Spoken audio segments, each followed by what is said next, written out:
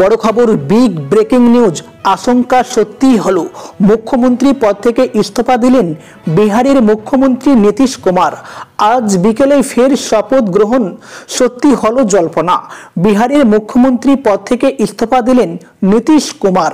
রবিবার সকাল 11টা নাগাদ বিহারের রাজভবনে গিয়ে রাজ্যপালের হাতে ইস্তফাপত্র তুলে দেন নীতিশ কুমার। আজ বিকেলে তিনি এনডিএতে যোগ দিতে পারেন, তারপর ফের শপথ নেবেন বিহারের মুখ্যমন্ত্রী। বিগত কয়েকদিন ধরে জল্পনা ছিল আবার জোট বদল করতে পারেন বিহারের মুখ্যমন্ত্রী তথা জেডিইউ নেতা নীতিশ কুমার। 2022 সালে যে এনডিএ জোট থেকে বেরিয়ে এসেছিলেন এবং আরজেডি, কংগ্রেস সহ 19টি দলের সঙ্গে মহাগঠবন্ধন জোট তৈরি করেছিলেন। 1.5 বছর কাটতে না কাটতেই আবার সেই জোট ভেঙে এনডিএতে ফিরে যাবেন, সেই জল্পনাতেই শিলমোহর পড়ল আজ।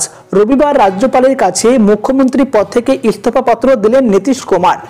রাজভবন থেকে বেরিয়ে নীতিশ কুমার বলেন, মুখ্যমন্ত্রী পদ থেকে ইস্তফা দিয়েছি, রাজ্যপালকে সরকার ভেঙে দিতে বলেছি। ইন্ডিয়া জোটের বৈঠক আয়োজন থেকে আলোচনা, মধ্যস্থতা করা, কি না করেছি, কিন্তু কিছুই হচ্ছে না, তাই এই সিদ্ধান্ত। সূত্রের খবর, আজই বিজেপি শাসিত এনডিএতে যোগ দিতে পারেন নীতিশ কুমার। বিকেলে তিনি বিজেপির সমর্থনে ফের সরকার গড়বেন এবং মুখ্যমন্ত্রী হিসেবে শপথ নেবেন। এ নিয়ে নবমবার মুখ্যমন্ত্রী হিসেবে শপথ নেবেন নীতিশ। জোট বদলেও রেকর্ড গড়েছেন বিহারের সদ্য প্রাক্তন মুখ্যমন্ত্রী। 2013 সাল থেকে 2024 সালের মধ্যে মোট 5 বার শিবির বদল করেছেন তিনি। লোকসভা নির্বাচনের আগে নীতিশের এই ভুল বদল বিরোধী জোট ইন্ডিয়ার কাছে বড় ধাক্কা।